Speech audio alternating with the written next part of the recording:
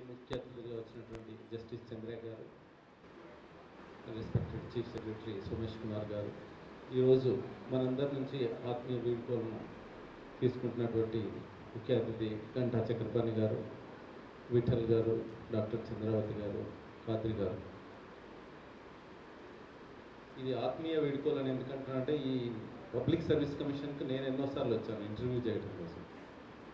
All India service officers interview కానీ లేకపోతే group 2 interviews కానీ నన్ను కూడా చాలాసార్లు పిలిచారు. ఎప్పుడు వచ్చినా ఒక పబ్లిక్ సర్వీస్ కమిషన్ చైర్మన్తో గడపడానికి కాకుండా ఒక ఆత్మీయం దగ్గరికి వెళ్ళినట్టుగా, ఒక విజనరీ దగ్గరికి వెళ్ళినట్టుగా, ఒక ఫిలాసఫర్ దగ్గరికి వెళ్ళినట్టుగా, ఒక గొప్ప వ్యక్తి దగ్గర వెళ్ళినట్టుగా ఫీల్ అవుతున్నాం తప్పితే పబ్లిక్ సర్వీస్ కమిషన్ చైర్మన్ దగ్గరికి వెళ్ళినట్టుగా ఫీల్ కాలేదు. ఈరోజు కూడా ఈ చక్కని సమావేశంలో వారి యొక్క వర్స్టైల్ పర్సనాలిటీని చూస్తే మీరు ఒక జడ్జి గారు ఉన్నారు, చీఫ్ సెక్రటరీ గారు ఉన్నారు, ప్రెస్లో గొప్ప వాళ్ళు ఉన్నారు, అండ్ ఇక్కడ కూర్చున్నటువంటి వాళ్ళు కూడా చాలామంది ప్రొఫెసర్స్ వాళ్ళ ఫ్రెండ్స్ ఉన్నారు. It shows is versatile character and personality. మేము ఇంటర్వ్యూకి వచ్చినప్పుడు గమనించింది ఏమంటే, మేము ఏ హాల్లోకి వెళ్తామో తెలియదు. లాస్ట్ వచ్చిన తర్వాత టీ ఇస్తారు, టీ అయిన తర్వాత ఏ హాల్లోకి వెళ్తామనేది తెలియదు. ఆ హాల్లోకి వెళ్ళిన తర్వాత వచ్చేటువంటి వ్యక్తి పేరు చెప్పకూడదు, మేము కూడా పేరు అడగకూడదు. ఆ పేరుకు సమ్ కోడ్ నెంబర్ ఉంటుంది, ఆ కోడ్ నెంబర్కు మార్క్స్ వేస్తాం. అంతమూలు రిటర్న్లో ఎన్ని మార్క్స్ వచ్చినాయో మనకు తెలియదు. ఒకవేళ తెలిస్తే ఇన్ఫ్లుయెన్స్ అవుతాం, తక్కువ వస్తే వెదవ అనుకుంటాం, బాగా వస్తే ఎలాగో బాగా వచ్చినాయి కదా బాగా వేయాలనుకుంటాం. కాబట్టి దానితో సంబంధం లేకుండా నాలెడ్జ్ టెస్ట్ అక్కడ అయిపోతుంది. కాబట్టి ఈ వ్యక్తిత్వ పరీక్ష చేసేటప్పుడు ఆ రెండింటికి గల సంబంధాన్ని డిటాచ్ చేసేసి వారిని మనం పేరు అడగకూడదు, వారు చెప్పకూడదు అనమాట. అలాంటి ఆబ్జెక్టివ్ ఎనానిమస్ సిస్టమ్, డిస్క్రిషన్ లేని ఉత్తమ పరిపాలన అంటే ఏంటి? డిస్క్రిషన్ లేనటువంటి పరిపాలన ఉత్తమ పరిపాలన. సో అది చెప్పడమే కాకుండా చేసి చూపించడం చాలా ముఖ్యం. ముఖ్యంగా ఈ సెలక్షన్స్లో చాలా ఇమేజ్ ఉన్నటువంటి సంస్థ, ఇమేజ్ ఉన్నటువంటి వ్యక్తి, ఇమేజ్ ఉన్నటువంటి సభ్యులు, వీళ్ళందరూ ఉంటే తప్ప ఒక చిన్న ఏం జరగకపోయినా కూడా ఈ వాట్సాప్ యుగంలో ముఖ్యంగా ఇప్పుడు పనిచేయడం చాలా చాలా కష్టం. నాకు 2013-14లో పబ్లిక్ సర్వీస్ కమిషన్ సెక్రటరీగా వస్తామని అడిగారు ప్రభుత్వం. నేను రాను సార్, దయచేసి లెవి పెడతాగా నేనైతే రానని చెప్పాను. సెక్రటరీగా రావడానికే అంత భయపడ్డాను. వెళ్ళి ముఖ్యమంత్రి గారి ఆఫీస్లో వారి సెక్రటరీ కలిసి రిక్వెస్ట్ చేసి దయచేసి నన్ను ఎంతో ఇబ్బంది పెట్టకూడదని చెప్పాను. అంటే మరి చైర్మన్గా కొత్తగా వచ్చినటువంటి రాష్ట్రంలో 6 సంవత్సరాలు మెంబర్స్ని అందరినీ కూడా కోఆర్డినేట్ చేసుకోవాలి. వారికి ఉన్నటువంటి ఐడియాను వాళ్ళందరికీ ఒప్పించాలి. ఆ తర్వాత ఇక్కడ ఉన్నటువంటి అతి కొద్ది మందితో పనిచేస్తున్నటువంటి పబ్లిక్ సర్వీస్ కమిషన్లో ఉన్నటువంటి ఎంప్లాయీస్ని కన్విన్స్ చేసుకోవాలి. తర్వాత వేలాదిగా ఉన్నటువంటి 15-20 లక్షల మంది నిరుద్యోగులు ఉంటారు. ఆ నిరుద్యోగులందరికీ కూడా జనరల్గా ఏంటంటే, ఉద్యోగం పోతే మనం ఎన్నో సినిమాలు చూసాం, ఎన్నో అనుభవాలు ఉన్నాయి మనకు. ఇంటర్వ్యూకి ఎట్లాగో ఇంటర్వ్యూ ఉండాలి, ఇంటర్వ్యూలు ఎవరితో ఒకరు చెప్పించాలి. నమ్మే సమాజం కూడా కాదు మనం. నేను 1993లో ఒక చిన్న ఉదాహరణ చెప్తాను.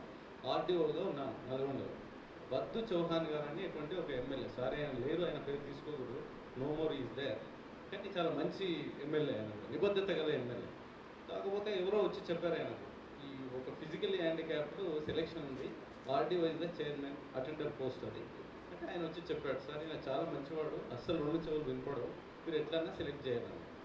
మనకు చెప్పింది ఏంటంటే, ట్రైనింగ్లో ఎవరు ఏదన్నా చెప్తే ఇమ్మీడియట్గా నేను చేయను అనకూడదు, వినాలి, వీలైతే చేయాలి, లేకపోతే దాన్ని పక్కకు పెట్టాలి, అంతేగాని అగౌరవపరచకూడదు అన్నారు. సరే అని ఏం చేయాలి ఆయన చెప్పినప్పటి నుంచి ఆలోచిస్తున్నాను ఏం చేద్దాం. వారికి ఇమ్మీడియట్గా ఒక 200-300 మంది అప్లై చేశారు. 2-3 పోస్టులు ఉన్నాయి. ఒక ప్రొఫెసర్ని పిలిపించి ఆ రూమ్లో వేసి తాళం వేసి పొద్దున్న 8 గంటలకు క్వశ్చన్ పేపర్ తయారు చేయించాను. 10 గంటలకు పెద్ద హాల్లో ఎగ్జామినేషన్ పెట్టాను. 2 గంటలకు వాళ్ళను కరెక్షన్ చేయించి సాయంత్రం వరకు రిజల్ట్ ఇచ్చేసాను. ఆ ఎమ్మెల్యే ఎవరైతే తీసుకొని వచ్చాడో ఆయనకు 82 మార్క్స్ వచ్చినాయి రిటర్న్లో. Next highest 40 marks. కాబట్టి ఆయన సెలెక్ట్ అయ్యాడు. నెక్స్ట్ డే ఆయన ఒక స్వీట్ పట్టుకొని వచ్చాడు, పాన్ తింటూ. ఏదంటే నేను చెప్పినా మీరు సాయం చేశారు సార్ అన్నాడు. పేపర్ తెప్పించి చూపించాను. చూడండి, ఈయనకు మీరు చెప్పినా చెప్పకపోయినా 82 మార్కులు వచ్చినాయి, మరి ఏం చేయమంటారు? ఇంటర్వ్యూ ఏం లేదు, ఆయన సెలెక్ట్ చేసి ఇదన్నీ చెప్పొద్దు సార్ నాకు, నేను చూడలేదు కూడా చూడలేదు, నేను చెప్పినా మీరు విన్నారో అయిపోయింది, బయటికి పోయిందో దావచ్చు. సో ఇలాంటి ఇమేజ్ ఉన్నటువంటి సమాజం మనం. అలాంటి టైంలో సో ఒకటి కూడా 6 సంవత్సరాల కాలంలో జరగటం వేరు, జరగకపోవడం వేరు. ఇంటర్మీడియట్లో మీరు చూశారు, సార్ కూడా తెలుసు మా చీఫ్ సెక్రటరీ గారికి.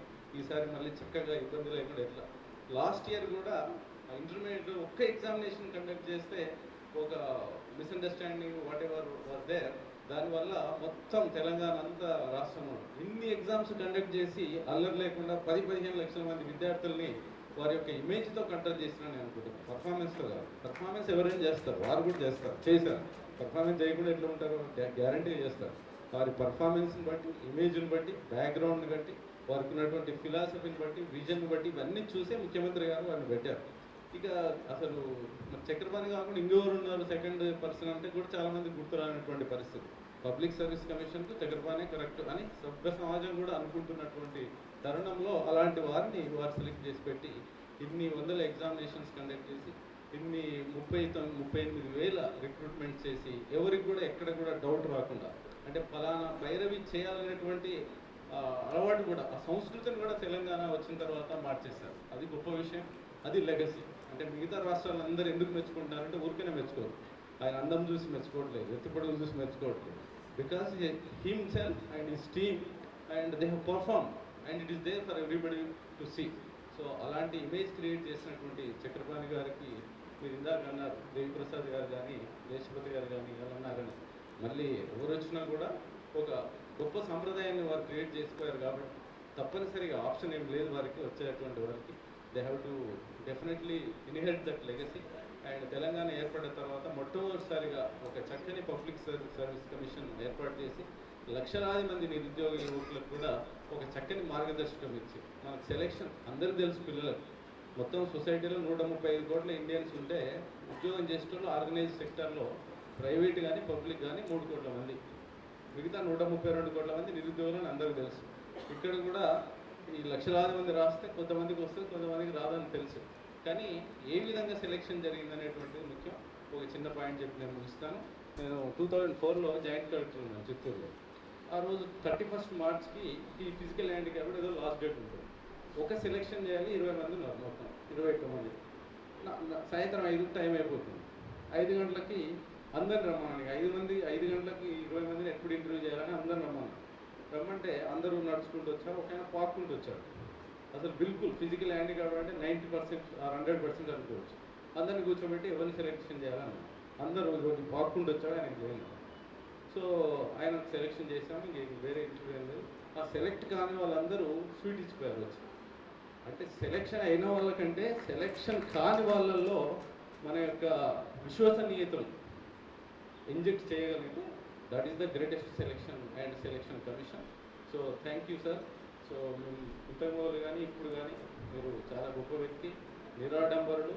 వారు ఒక్క పబ్లిక్ సర్వీస్ కమిషన్ మెంబర్స్నే కాదు, ఎంప్లాయీస్నే కాదు, వచ్చినటువంటి ఆ నిరుద్యోగ యువకులకు కూడా ఒక విఐపి ట్రీట్మెంట్ ఇచ్చి, వాళ్ళని చక్కగా కూర్చునేటట్టుగా చేసి, కంఫర్ట్ ఇచ్చి, లోపలికి వచ్చిన తర్వాత మర్యాదగా మాట్లాడి, వాళ్ళని మేము ఒకసారి తెలియక ఫస్ట్ టైం వచ్చినప్పుడు కొంచెం బెల్లిజరెంట్గా ఉంటే, సార్ మీరు అంత అటాక్ చేస్తున్నారు, భయపడతారు మా పిల్లలు అని చెప్పి అంత కంఫర్ట్ ఇచ్చి వాళ్ళని కూడా విఐపిగా ట్రీట్ చేసినటువంటి వ్యక్తి. సో చాలా నిరాడంబరమైనటువంటి వ్యక్తి, నిష్ట ఉన్నటువంటి వ్యక్తి, నిత్య కృషి వరుడు. సో వాళ్ళు మళ్ళీ విద్యారంగంలోనే ఉంటారు. ఆ తర్వాత మన తెలంగాణ సమాజాన్ని తప్పకుండా సేవ చేస్తారు. We will remain as friends and I feel it privilege to be associated with this function. అట్లాగే విఠల్ గారి గురించి కూడా నాకు దాదాపుగా చాలా దగ్గర నుంచి తెలుసు. వారి యొక్క రిలేటివ్స్ కానీ, క్లోజ్ అసోసియేట్స్ కానీ మేము చాలాసార్లు సోషల్ ఫంక్షన్లో కలుస్తాం. చాలా గొప్ప వ్యక్తి, నిజాయితీపరుడు. Doctor Chandravati, so youngest MLA then when she was elected, she is a doctor, then MLA and then public service commission member. Very rare combination. And వారితో కూడా కలిసి నేను ఇంటర్వ్యూలో చాలా ఇంటర్వ్యూస్ చేసినప్పుడు ఒక వీళ్ళందరినీ చూస్తే గౌరవం అనిపిస్తుంది. మాకే ఇంత పబ్లిక్ సర్వీస్లో ఉన్నటువంటి వాళ్ళ గౌరవం అనిపిస్తే వచ్చేటువంటి నిరుద్యోగులు కూడా గ్యారంటీగా గౌరవం అనిపిస్తుంది. అలాంటి చక్కని పని చేశారు. అండ్ ఖాద్రీ సాబ్ కూడా, వారితో కూడా కలిసిన ఇంటర్వ్యూలో కూర్చున్నాను. ఒక చక్కని టీం, ఒక్కరు కాకుండా టీం చాలా చక్కగా పనిచేశారు. అట్లాగే వారికి సహకారం ఇచ్చినటువంటి Vani Prasad, my batchmate, and she is the best, one of the best IAS officers. So వారి సహకారం లేకుండా కూడా మరి వీరు చేయలేరు. వారితో పాటుగా వాళ్ళిద్దరూ ఆ విధంగా మిగతా టీం మెంబర్స్ అందరినీ కూడా, ఒక అటెండర్ దగ్గర నుంచి, అవుట్ సోర్సింగ్ ఎంప్లాయీ దగ్గర నుంచి, మిగతా ప్రాసెస్ చేసేటువంటి వాళ్ళ దగ్గర నుంచి చేయడం అనేది చాలా చిన్న విషయం కాదు. అది చేసినటువంటి వాళ్ళకి తెలుస్తుంది. ఒకసారి నేను మచిలీపట్నంలో ఒక నర్స్ సెలెక్షన్ చేయాలి. సేమ్ ఇదే రోజు అదే రోజు ఎగ్జామ్ పెట్టి అదే రోజు ఇది చేసాము. నైట్ 2 o'clock అదే రోజు పబ్లిష్ చేస్తే పైరవి రావాలని నా ఉద్దేశం.